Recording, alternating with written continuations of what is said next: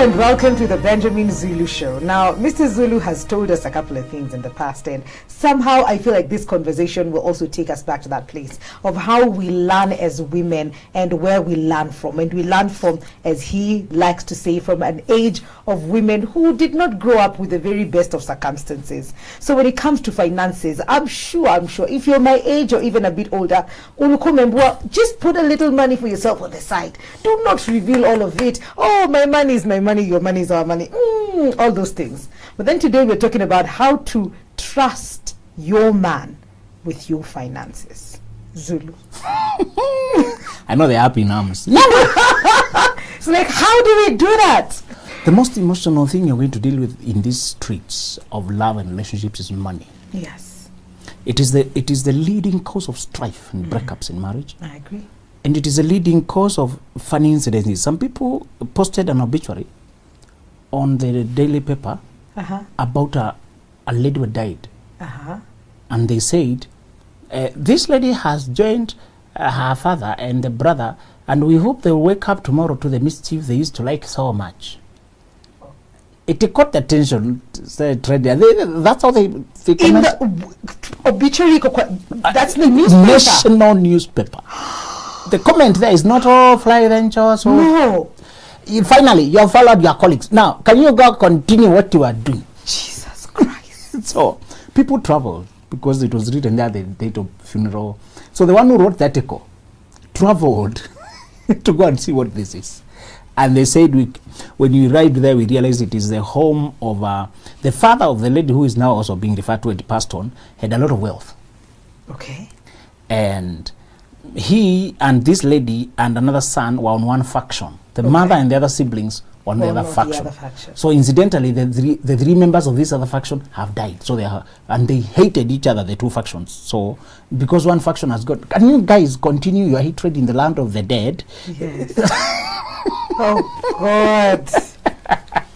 So it was a strife over property. Many of the problems you're going to meet in families will involve money and property. And I told you not to participate yourself. Please don't become my student and you go, I hear you are cut with a panga while fighting over a piece of land. No.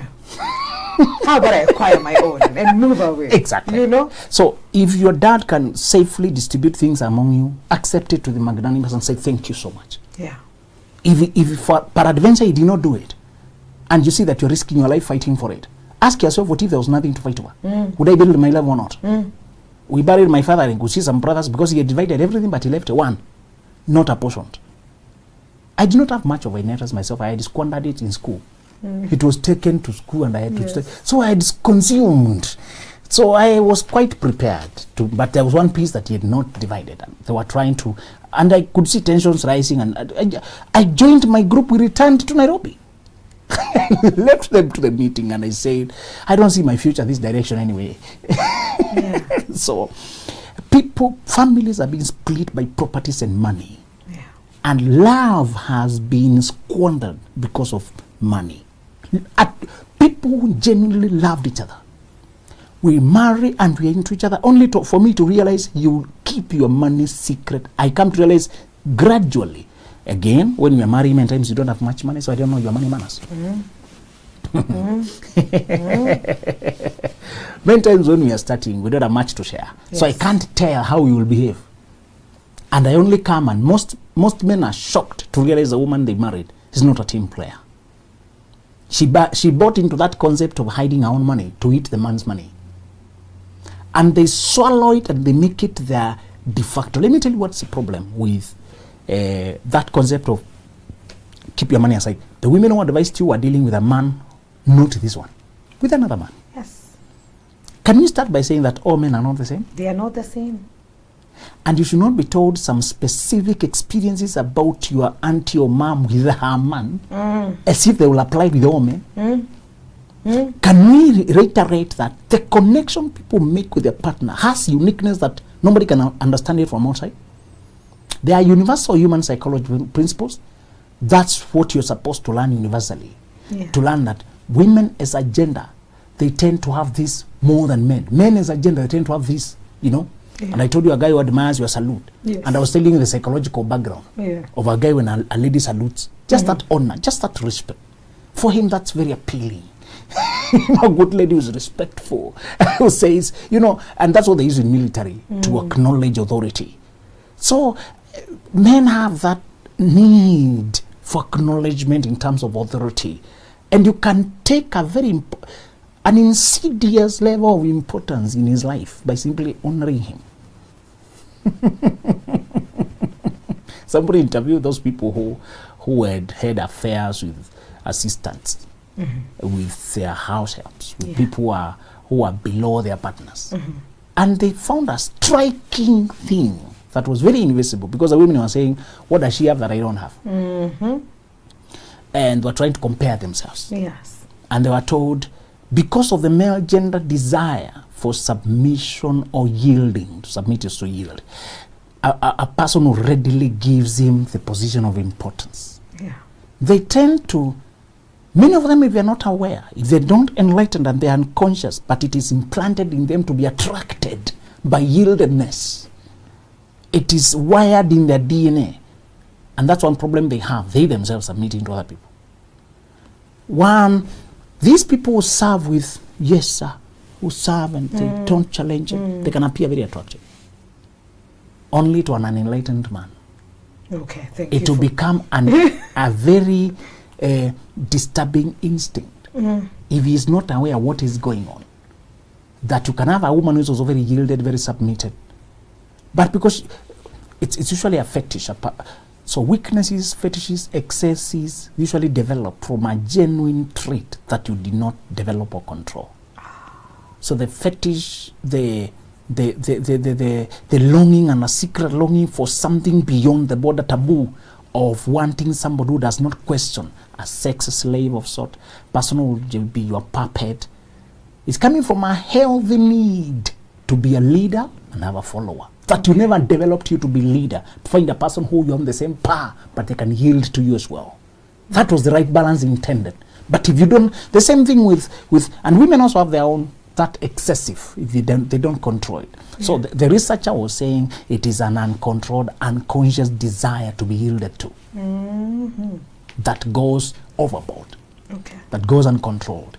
And all right, so we were saying, part of what we are dealing with is the women are transferring their experiences with their men to experience with a man they don't know. Yes. And a woman they don't know.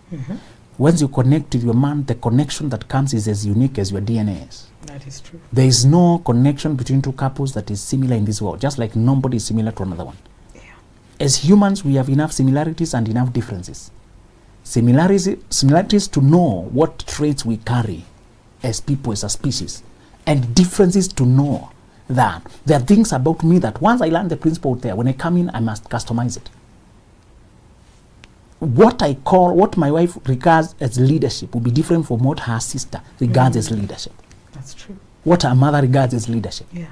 They may all talk the same language. A man who takes responsibility, who is honest, who is faithful, they're using the same language. But when it comes to applying it to real life, very different. Exactly. The particular, that nitty-gritty details of what it means to be a team player, what it means will be affected by your personality, will be affected by your experience, will be affected by how some things that matter to you that nobody else experienced them. Where you used to sit in class, the friends you had in class, the friends you had in church, how the things that matter to you, what you pick, those things have shaped your flavor, your preferences. So always remind the women who are trying to tell you men can never be trusted with money.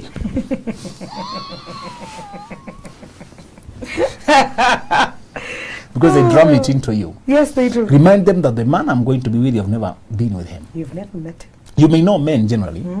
You may have a husband, son, but I'm not downgrading your experience. Yes. But there will be something unique about him. There are faithful men and he can be one of them. I just want to learn him and deal with him as he comes. Yeah, that's true. So the first thing, not to copy paste the experiences of those who are swindled, is that your connection with your man will be unique and nobody else has seen it. You're supposed to learn the general principle, then let him show you the degree of trust is worthy. Okay. I'm not preaching universal transference of your money to a joint account. No. We are listening carefully. We are following closely. Please. I'm saying how to safely trust your man with your money. Yeah. But trust is earned. I'm not here to bargain for you. I'm saying give him a chance to prove himself. Don't say my mom had a very bad experience with men, and I am not about to repeat it. Yeah, it's like you're dealing with the same man. Exactly. Yeah. Please, always put that caveat. I listen to your wisdom and your experiences, but I must as well customize it to my specificity. That's why I don't like it when a person asks questions and you tell them what they got wrong, and then they start asking you, should I walk out or should I stay? There are things in your relationship that only you can feel them. After I've told you where you went and what is possible, weigh the two now and make a decision. Yes. Decisions, people fear decisions because they involve risks. So that's one problem. The second problem why you should not be told, you should not buy that notion that is flying in the air, that women should always have secret money, men cannot always be trusted money, because it's coming from a culture where women were not working and the income was small. They used to get money in a way that is not regular. The women used to hide money because they did not have salaries. Yes. They get this money from somewhere, maybe a merry-go-round. It was hard to get money as a woman. The little they got was not part of the family budget. So they were keeping it away because it also is not family budget. No, it's not. They don't have an income. They themselves are being given some upkeep, and they take some of the upkeep and put it away. So it was a good emergency fund. Many of them, they would bring it up when the family has an emergency. Yes. Nobody knows she has it, but when we need to borrow from a Shylock, she saves us from having to go to a Shylock to borrow at high interest rates and having to move around. And a lump sum like 50,000 or, an amount that usually we don't keep here, $500, an amount that, amounts are relative depending on the situation we are in. Yeah. It can be an amount that looks small under normal circumstances, but from where we are now, it's a lot. Yeah. We are being pressed financially. We are coming from a funny place and we need this amount. Now we are stuck. We're in a crisis. Yeah. And mom pulls that money from some place. We'll come to that place of those loans, but I told you, when you borrow a person the way you'd have borrowed from another lender, pay them with the same diligence. Absolutely. Because many times they don't ask for interest, and I know the other lender would have asked for interest. Yes. And you would have paid. People keep asking, is it okay to borrow from your wife? And I tell them, my friend, you're just talking because you're floating in the air. Wait until the crisis comes. You don't need to ask me. That is true. There are times you tell your wife, do you know anywhere? Yeah, I don't care whether it's you, Anywhere. among your friends or groups, we can borrow this amount. Yeah. She does not need to give you details where she borrowed from. But she's a savior if she has managed to get the loan and even at no interest. What is the right thing to do in that case? Hurry up and pay it quickly. Yeah. To spare her the embarrassment and the stress. So you should not ask whether she got it from her own coffers or from her friends or from Chama. Give it back. Please. This question is irrelevant because we argued a lot sometime when I'm having a discussion with some guys. No, she should not lend me. She should just give me. We are a team. She will give you once and you disappear. Next time when you have a crisis, you will not have the guts to come back to her. No. Now it will be a real crisis now. Yes. And you'll be interested by Shylocks. When Shylocks are lending you money, they embarrass you. Yes. They ask for every information about you. And you'll feel like you're being uninterested. Yeah. It's so uncomfortable, Mikali, feeling your information out there for small money. And you're feeling, and they're calling you and confirming, we are checking, we are not sure. And once they lend you, they start sending you messages every day. You feel insulted. Yes. And now they have your number. Even after you're done with them, they keep sending you marketing messages. Those who ask, should I borrow from my wife? Wait until the life will answer you. And I told those guys, life will answer you. Wait until you are cornered by circumstances. Yeah. And you look at each other with your wife. Say, where can we get this? From my end, I don't have anywhere I can borrow. Do you know anywhere? Thank you. So that is always a question. Yes. It's not whether it's from your coffers or from your sister or from somebody you know. And many times your name does not allow you to borrow. Your name is also a hindrance. Yes. Yes. Yes. You can't borrow from your in-laws. You can't call your in-law to borrow. But their daughter can quietly. Yes. What is the next thing to do? Pay it quietly, quickly. Yes. To preserve that name. And should this situation come back, although you have learned a few things, emergencies can come.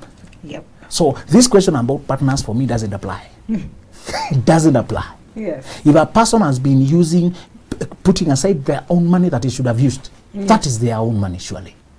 It's not some family money they hid. No. It was all their own. So sometimes your mothers are advising you to keep away because in their day they did not have money except emergency kitty. Today you have income. If we working together, Mwikali, we are not morons. I know you have a salary, I have a salary. Yeah. Why am I paying everything? Why am I paying everything? And remember, what we are discussing today is applying only to a faction of women. Because the women who started life on their own and they had to pay everything. So they're used to paying everything. There's another, we'll discuss that extreme as well. Yes. They are used to carrying every burden until when they finally marry, they continue carrying. Carrying the burden, yeah. But there are women who still are coming from that notion of my money is my money. We are saying if you marry and you come here, we build a life, you're supposed to put your hands on the plow. And you're supposed to bring everything we have together. I don't recommend a particular system of financial management because systems vary according to seasons of life, according to how much you're earning, according to how it is coming, the frequency with which it is coming. The people who divide duties, they don't have to put the money on the table. Just take these bills, I take these ones. Others who divide, they pool together, then they use. Others use 100% joint finances. The money goes directly to a single account. And you withdraw what you need, I withdraw what I need. There are those who find that working for them. Yeah. There are those who, they are not salaried. It does not come regularly. So they simply take up duties to, I know my duties is this and this and that. Yeah. You can take care of the other.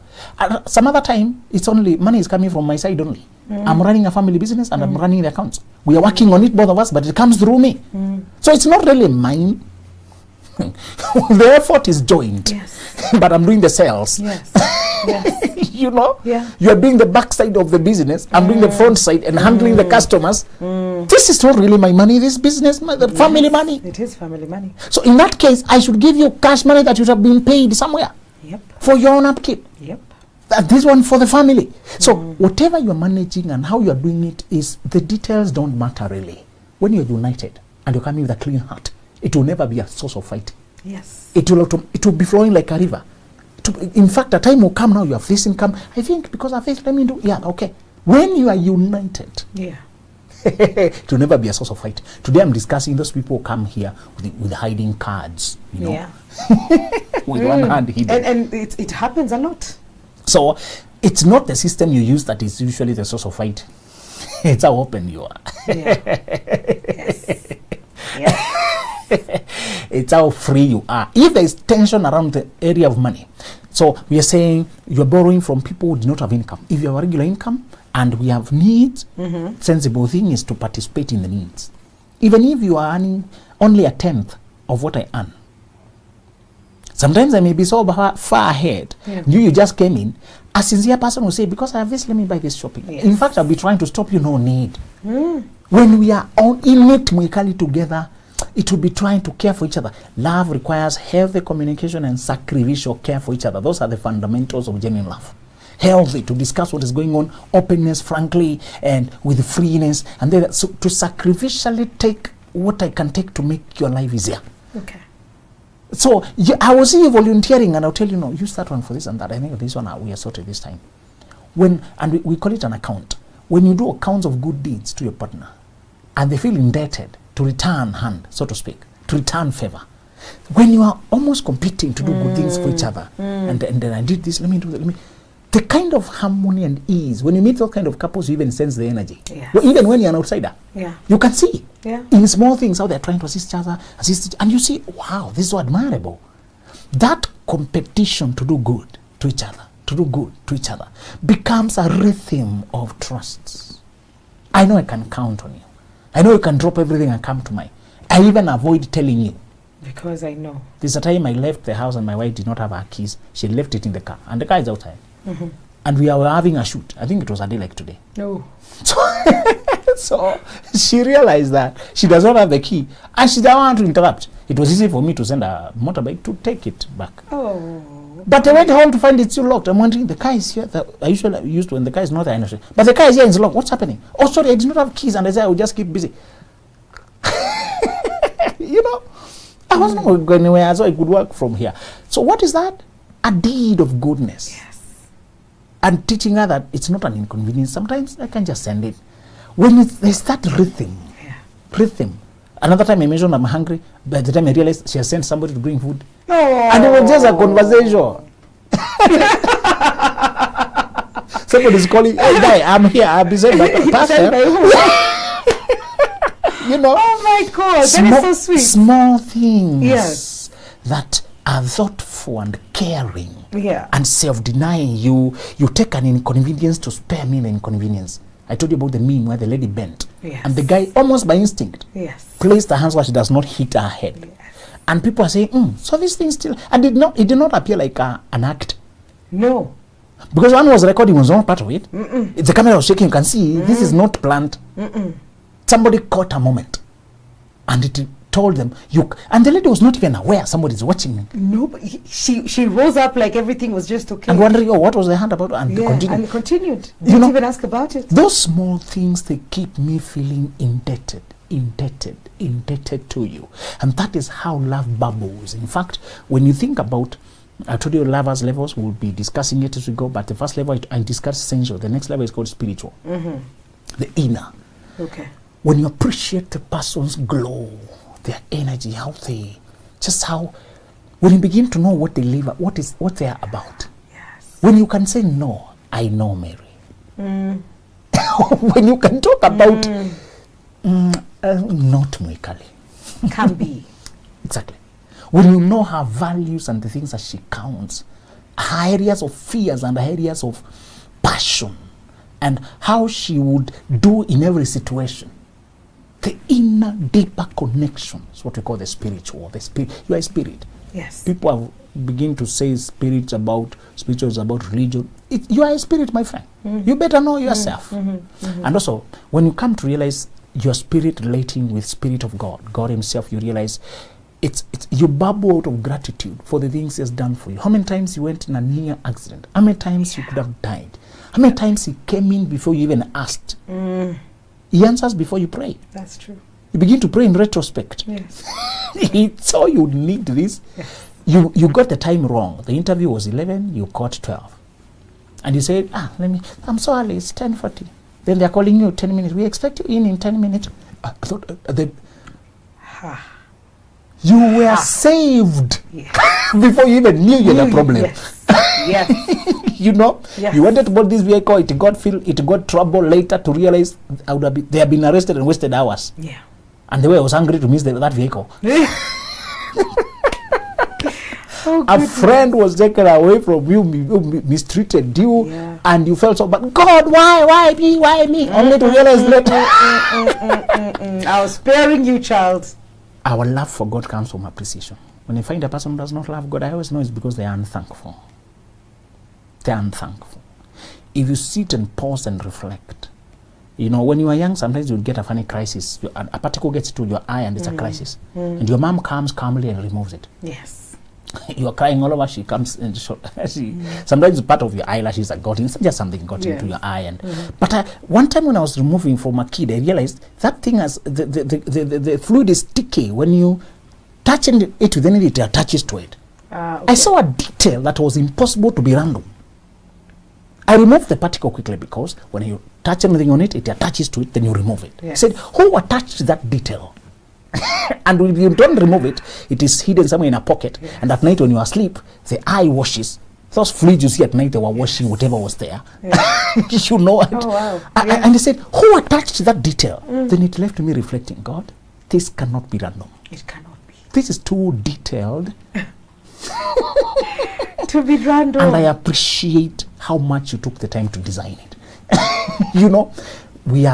When you appreciate your partner, when you are grateful for what they did, love bubbles. Love is not just a sweet, how I like how she looks. It's when I appreciate the things she has done for me, how much she has gone out of her way, how much she thought and took the trouble to spare me trouble. Those things, when you remember them, you feel grateful. That's why people do parties for their loved ones. That's why people stay home. Even if I don't like babies, I babysit because it's our child. I'll do things. I don't like cooking, but it's not about what I like. No. I would like to make her feel good. Yes. I'm doing it for her. Doing this for our child. I know she's happy to see. I saw a guy who was mourning a partner who had died, and she said, I do this because my wife, we had agreed we are going to do this. And because now she left me, I have to live true to it. And he told me, I have not married for about 10 years because I wanted to finish the parenting, the babysitting part. to fulfill my wish with my wife, with my departed wife. We had agreed we were going to have the best children. Yes. And I don't want to risk bringing another person who may not like the children. Yes. I looked at it, sincere love. Yes. Sincere love. Even in death. Whether she's here or not. He is committed. Yes. And one pastor friend, the wife was going down with cancer, and he was the one who was praying and holding her. This man had very powerful prayers. And she knew it's your prayers that are keeping me. I mean, my time. So, please, just release me and I allow you to go on with life. The man loved this woman so much, they kept. And she said, I know, you and God are quite a thing. I know why I'm still here. I know why. And true to her words, he released and she left. People were so connected, even dared to obey. There's a level of appreciation that your money will become nothing. By the time money comes between us, there's no the deeper sense of love. So the third level is those who are telling you how to treat your man, or those notions of keep your money emergency, or keep it away, or let him take the leadership of the man, of the money, is because one, you're not a team player, or number two, you sincerely don't love me from inside. You can't watch me struggle to pay when you're sitting on your money and then still say you love me. You don't. Yeah. When you care this deeply, to sacrificially care, it will be almost by instinct that you will say, no, I can't watch you being convinced and I have something I can do. Yeah. So Mikali, the problem is not that we have been dealing with money and trust, because we have not been having sincere love. We have, now there's another case going on, another guy who has been tormented by the wife. Oh. In the West, and he went to court for defamation. This woman just has been harassing him, and it's trending, and I'm happy. I think I've seen it here. People have been associating abuse with gender. Yes. Thinking it's only men who abuse. No. Abuse is a matter of the heart. Yes. It's not a matter of gender. Anybody can torment you. It's when they have a dark heart and hateful. They can be the woman, they can be the man. It has nothing to do with gender. And because now, in the recent cases, we have heard Will Smith manipulated quietly, and the world can see there's another puppet, there's another what is happening here. Yes. Yes. And people went back to history. We remember a time he was embarrassed publicly, being told somebody cheated, being blamed for it. So I'm saying, now that they're publicizing this, the conversation is bubbling to the surface. Yeah. That men too can be victimized. Yes. Men too can be good at it. There was no sincere love there. That's why you could put me down emotionally and tell me bad things, or leave me to struggle financially. So Mikali, the solution to trust your man sincerely is find a man you can love deeply. The problem, women are not bringing their money to the marriage. They did not come here with sincere love. They came because we got pregnant. He looked like he had a future. I needed a status. I needed to be married. Oh, I think I'm too old. They married on the surface. Yeah. And money and matters of the heart, Jesus said, where your heart is, there your treasures will be. If you give me your heart, you bring your treasure with it. Okay. In fact, one side of love is he loved so much he gave. Yes. You love your man as much as you are giving him. And if you say you're giving him your body, maybe you're doing it because it's so pleasurable for you. I want you to give money to the family to show how sacrificially, how much you care for God so loved that he gave. You love your man until you gave your all. Yes. You know, when you talk about money, so many things have happened in society, and this particular one was very close to home, where they have children, they've been married, they live together, and the gentleman pays rent to an office or an account. This house is owned by the lady, the wife. The house is owned by your wife, and you have no clue, no idea. Over the years, you keep paying rent. Now, Ukraine, Russia has happened, rent has gone up. So we have really sick stories. The levels about that. of dishonesty. Yes. The levels of insincerity. Yes. And you can't tell me you love me and you are watching me stretch to give you money. You are the secret landlady. Yes. So I hope when he discovered, he did not focus on the money. I don't know if it's discovered yet.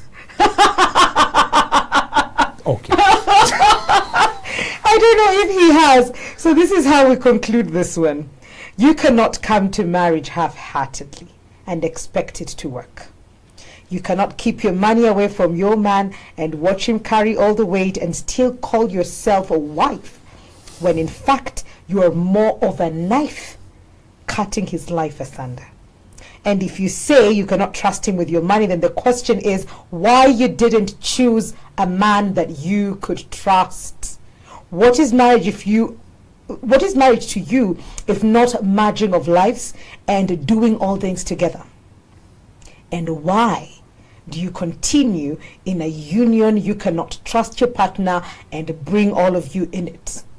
How do you expect to build anything as a family and a couple when your one leg is out and investing separately and secretly? How? Why?